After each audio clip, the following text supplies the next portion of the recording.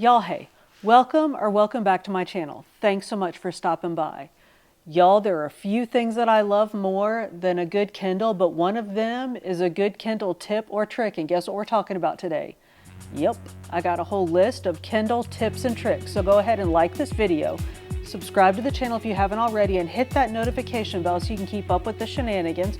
Grab your Kindle, grab you a tasty beverage, maybe get you a little snack, because y'all, while this is not an exhaustive list, it might be a bit exhausting, so get your stuff, get settled, and I'll meet you back here and we'll get into this list. All right, so I have organized myself. I have notes, and I'm going to try to stick with my notes and give these tips and tricks in a sort of, orderly fashion so it makes sense. But y'all know how we do. We start to get into something, we get off track, we get excited, we get down rabbit holes, and things just go all kitty-wampus, but we're going to do our best. So I've tried to organize this thing sort of by, some kind of category. So let's start by talking about tips and tricks about how to sort of change the way things look on your Kindle. And the very first thing I want to talk about is the font.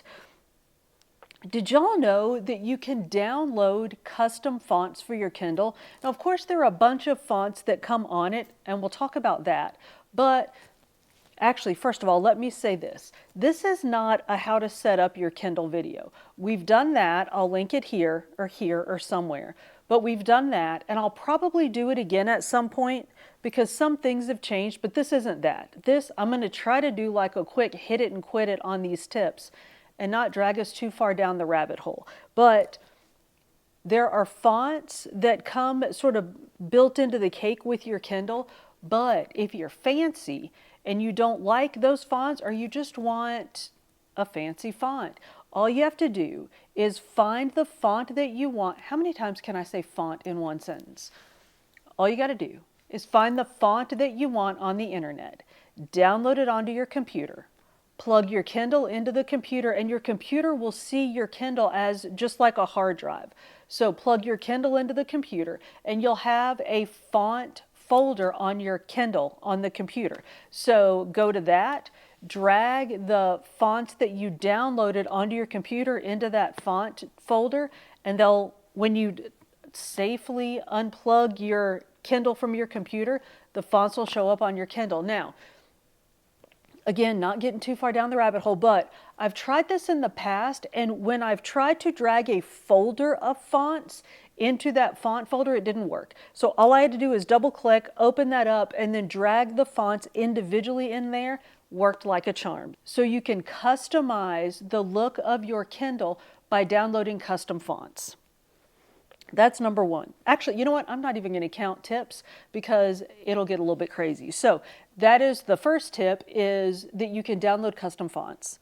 So that's our first tip, that we can download custom fonts, which is me getting ahead of myself because we haven't talked about how we can change fonts. So let's just look at the Kindle and talk about how we can do this. So all you have to do is, from inside of a book, go to the menu at the top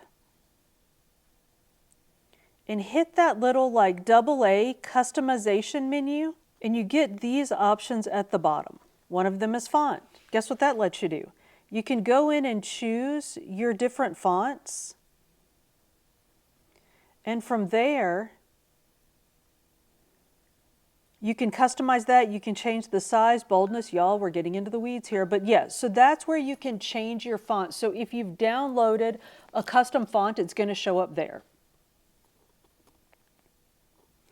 But while we're in here, let's do a couple of things. Y'all, I have to switch this back to Bookerly. I know you're probably laughing at me thinking, oh yeah, you're going to download custom fonts. I'm really not. I'm such a Bookerly girl that I'm not going to customize anything in here. But so from in this same menu, if you go to More, you'll see that in here you have the option to show clock while reading, which might seem silly, But y'all, if you get like completely engrossed in a book and lose track of time, or like if you have 7 minutes to read, and don't laugh, we've all done it. If you have 7 minutes to read and you want to keep up with the time without having to like pull out your phone or do anything else, you can just look at the top of your screen there. That's where you can turn that on.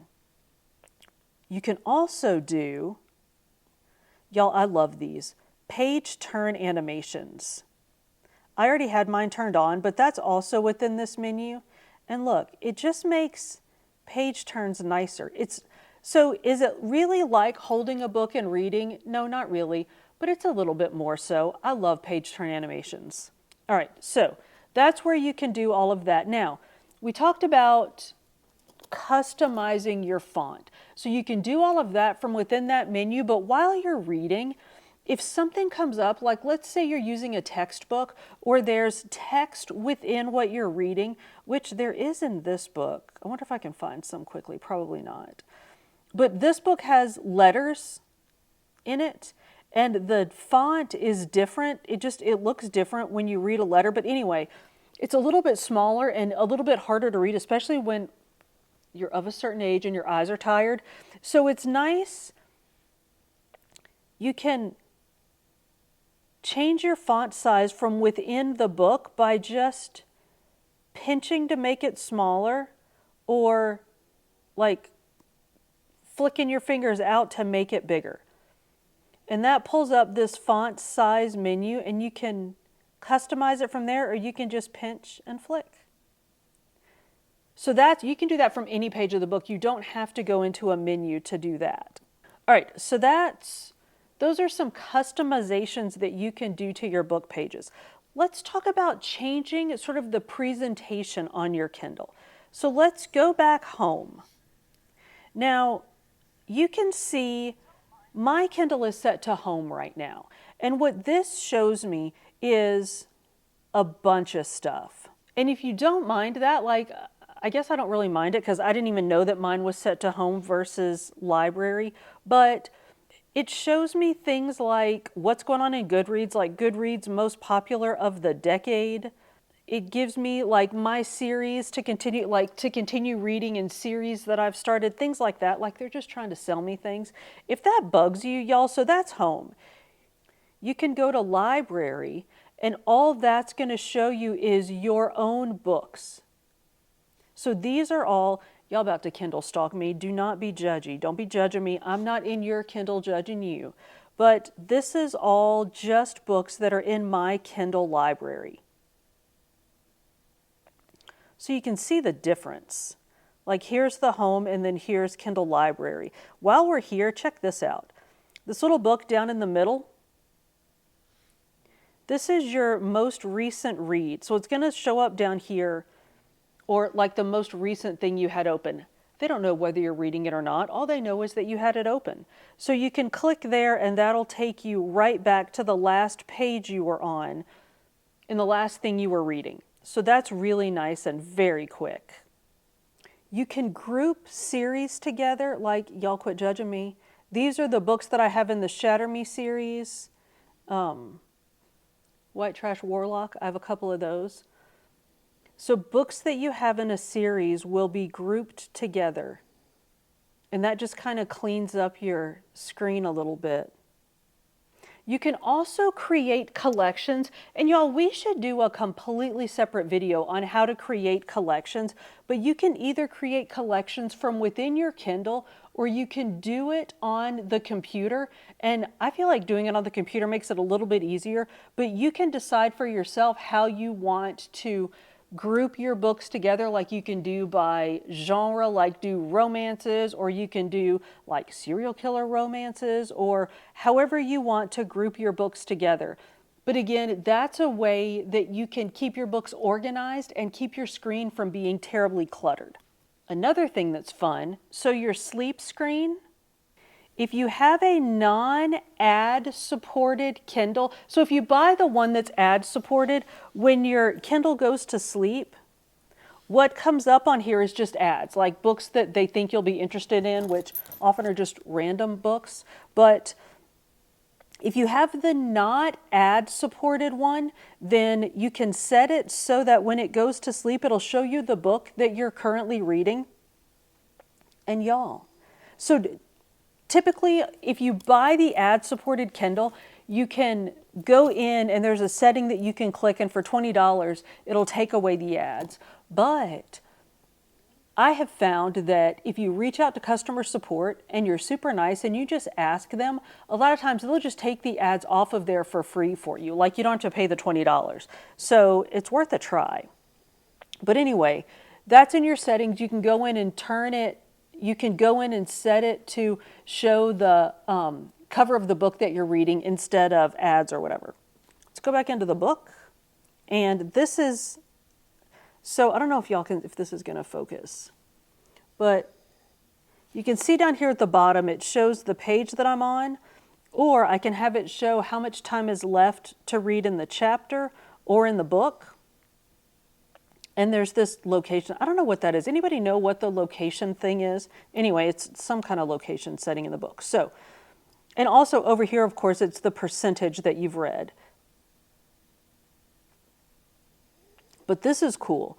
So it learns your reading speed. But of course, different books or different types of books, you read at a different pace, right? So if you want to reset your reading speed, you can go into search and type, and this is case sensitive. You type semicolon, and then you type the words capital reading, capital T time, oops,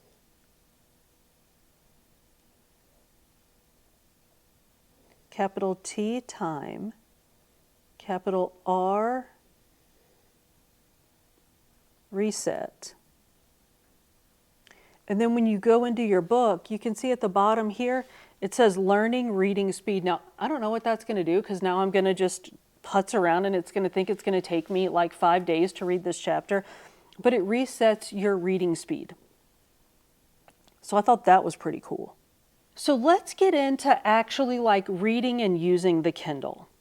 Here are some cool things to know. Take a look in X-ray. X-ray will sort of help you navigate your book. So if you go, and not all books are X-ray enabled, but if it is, then you'll find notable clips, people, so it'll tell you about the characters in the book, terms, if there are terms that you need to know, and then images. So novels tend to not necessarily have a whole lot of images, but like a textbook, this could be really useful in a textbook to navigate your way through different terms and images and things in a textbook. So that's pretty cool. Get to know your X-ray feature. Also, notes and highlights. So you can highlight, and y'all, again, I'm not going to go deep in the woods on this, but you can highlight and make notes within your book. Remember this passage. Save. And then if you go up under this little like notebook paper looking thing right here, you can find your highlights and your notes. Or, so this other one with the lines allows you to navigate through the chapters, like you can just jump from chapter to chapter, but it also shows you popular highlights, which apparently there are no popular highlights in this book, which is really interesting. But, oh, you know what? I might have it turned off. Popular highlights annoy me. So anyway, bookmarks. You can also make bookmarks. And then, so let's say I want to come back later to this page. I just add a bookmark here, and you can see that all of my bookmarks show up. And I can just navigate back and forth between my bookmarked pages. So that's pretty handy. If you have a bunch of highlights and you want to, like let's say it's a textbook and you've highlighted a bunch of stuff, or I don't know, any kind of book, like a novel that you want to talk about in a book group or something, and you don't want to have to keep like flipping back and forth between your Kindle, like through your Kindle and trying to find your highlights. Well, this little dealie here allows you to export your notes. So you just hit send, it sends your notes to the email account that's associated with your Kindle. Then from there you can print them out, use them as a PDF, do whatever you want to do with them. So that's pretty handy. I don't have to worry about this because I'm the only one that uses really any of my Kindles. And if anybody else uses them, it's adults that I trust. But you can lock your Kindle, so you can put a passcode on it so that like if there are youngins in your house and you don't want them to pick up your Kindle and read whatever book it is that you're reading, you can lock your Kindle. And you can also set it to be kid safe or kid friendly. And that's if you go back into that top menu, and from the three buttons, go to Settings, and right there, plain as day, is Parental Controls. From Parental Controls, you can do Amazon Kids or Restrictions, which restrict access to the web browser, store, cloud, and Goodreads on Kindle. So both of those are up under Parental Controls. So other things you can do on your Kindle, you can download PDFs, docs, and other files. And y'all, if you download them and they're not the like Kindle friendly version, I don't know what the actual like file format is. Somebody let us know in the chat. But if they're not that and you want to be able to like change font size, change the fonts and stuff, all you have to do is use the email to Kindle feature, and then when you do that, use the word convert as your subject of your email, and then when you send, it'll convert it to a Kindle friendly version, and you should be able to use your Kindle controls within the document. All right, remember all those weeds I said we weren't going to get into? We are deep in the weeds, y'all, so we're going to speed this thing up a bit. What else can you do on your Kindle? You can set it to update your Goodreads. So Goodreads, of course, is like a social media kind of thing that is linked to Amazon. So you can have your Kindle update your Goodreads account with like the book that you're reading, your progress in the book, those kind of things. And like when you finish the book, if you want those things updated on your Goodreads and you're the kind of person that forgets to do that, you can have your Kindle do that as you're reading. You can also listen to audiobooks on the Kindle. So, of course, it doesn't have, well, the like regular Kindles, look at, y'all are looking at this not cute screen. I'm sorry.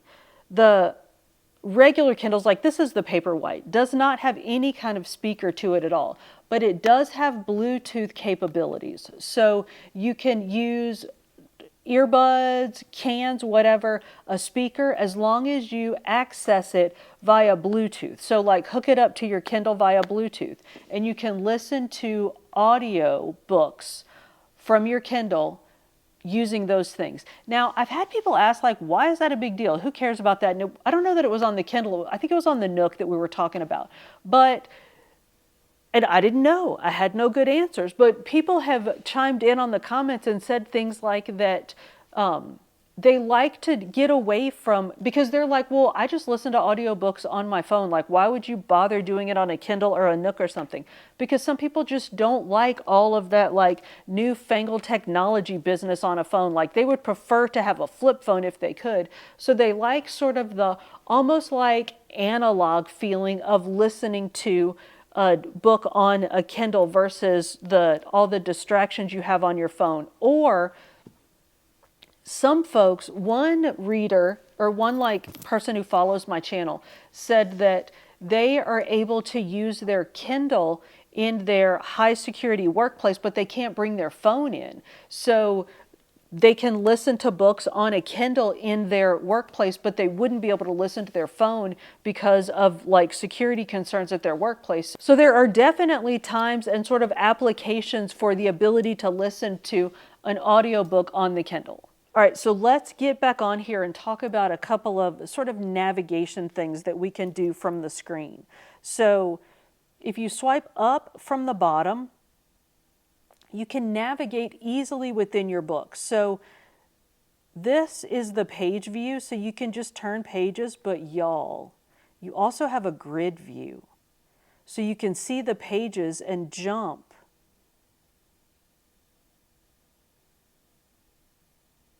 chunks of pages at a time. So you jump 9 pages at a time. So that's just a quick way to navigate around within your book. So that's the swipe up from the bottom. If you swipe down from the top, this is where you can change your brightness and your warmth. So you can do these things and access some other settings too within this quick swipe down menu. Within this swipe down menu, while we're here, let's talk about airplane mode. If you want to save your battery, or like get your battery to last longer, put your device in airplane mode. So that will help save your battery. Also, I don't want to, again, not getting into the weeds here, but this is where you can also set your auto brightness on. So this is the signature. I don't know if this is the signature edition Paperwhite or just the regular Paperwhite, but it's got auto brightness. So the brightness and the warmth will change with the ambient light, and that you can change in here. You can also, you can schedule to have the warmth change based on like a time schedule versus just as the light changes. That's all in here. I know, get out of the weeds. Sorry, we're moving quickly, we're moving on. Some other really cool things you can do using your Kindle. Not getting into the weeds, but we can use it to help us learn words. So I don't see any hard words on here, so I'm just going to do this word. If you long press on a word, if you have the dictionary downloaded onto your Kindle, if you long press on a word, you'll get the dictionary definition. You'll get, if there's a Wikipedia entry for it, and you'll get, if you have your translation set up, you'll get all of that by long pressing. You can also use WordWise, which I think is designed more for non-native speakers. So like if you're reading a book that's not your native language, and I don't know that it works in languages other than English or Chinese, but it'll give you hints for the meaning of words that it thinks you might not know, which I think might be helpful for struggling readers, even not necessarily not native speaker readers, but like maybe if you have a kiddo who struggles and you can get them to read on a Kindle versus in a book, if you turn on WordWise, it'll help them with words that they might not know, and they don't have to come out of the book to look up the word. So I just feel like that would give them an added tool. So if you can get them to use that long press lookup, that would be great. But even if you can't do that, if you get them to use WordWise and it just feeds them the meaning of words that they might not know without them even having to acknowledge that they're looking for help with a word, I just think it could be a game changer for some struggling readers. Anyway, so that's lookup and WordWise. The Kindle will also make you a list of the words that you've looked up so that you can go back later and look at them and see if you've actually learned them, and you can make flashcards to practice with them if you're really like trying to learn new words. So that's really cool. All right, let's get out of these weeds and talk about where and how to find cheap books. Y'all, I've done videos and videos on this, so again, just a quickie. Library. You can check out ebooks from your library using the Libby app. It's super quick, super easy, and super free because it's the library. You can create a home library to share books among people within your like Amazon home. So if there are multiple people in your Amazon account, you can share ebooks amongst yourselves through your like home library. There's Prime Reading. Y'all do not sleep on this one. You can get freebie stuff to read through your Amazon Prime Reading. I forget this all the time. Like more often than not, I forget to go in and pick my Prime book of the month. Y'all don't sleep on that. Go get your free books. And,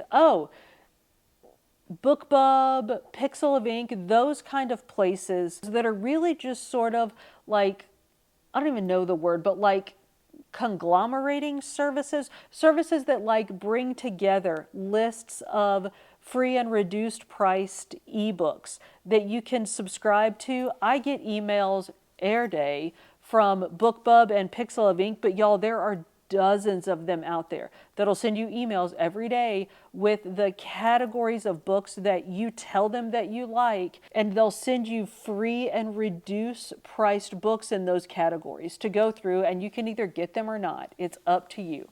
So there's that, and subscription services. Now, many of these are pay services like Kindle Unlimited or Audible. Well, Audible is you can either subscribe or not subscribe, but those are places that if you read a lot of books or listen to a lot of audio books, I'm so brainwashed.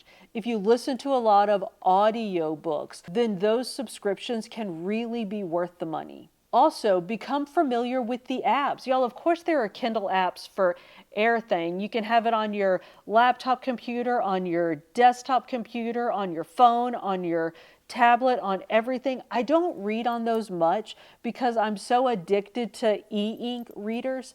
But if I'm in the car or I'm like standing in line somewhere and I don't have my purse Kindle with me, 100% will I pull out my phone and pull up the book that I'm reading. If I have 3 minutes to stand in line or to wait somewhere and I could read a couple of pages, yes, I will do it. So use those apps. And whilst we're talking about apps, did you know that Alexa will read books to you? Yes, she will. If you go into the Alexa app, you can have her read you your Kindle books. Now, is it like listening to a book performed by the vocal performers or whatever you call them that read the books that you get through like Audible and other places where you get actual audiobooks? No. But is it free? Yes. So you got to take the crunchy with the smooth, right? So have Alexa read you books. And finally, y'all, my very last but not least tip about Kindles is realize and remember that size actually does matter. Y'all, you can get Kindles from the basic Kindle all the way up to the Kindle Scribe. You can get e-ink tablets that are even bigger than the Scribe that'll support the Kindle e-reader, and you can read on those. I do that. I love doing that, but recognize that depending on your use case, the size of the Kindle really does matter.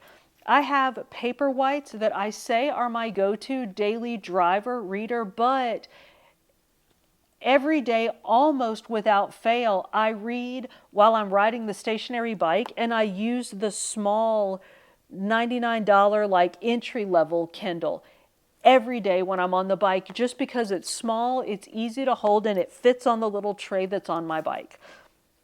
I read the Paperwhite in the bed.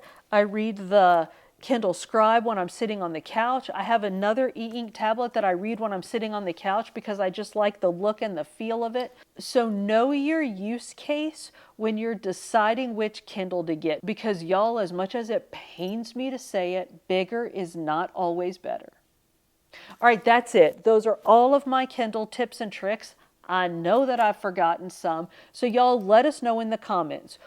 1, what is your favorite Kindle tip or trick? And 2, which ones did I forget? I know I've left some out, so y'all let us know in the comments. Y'all, thank you so much for hanging out with us. If you made it this far, we are most definitely friends. So go ahead and like this video, subscribe to the channel if you haven't already, and hit that notification bell so you can keep up with the shenanigans.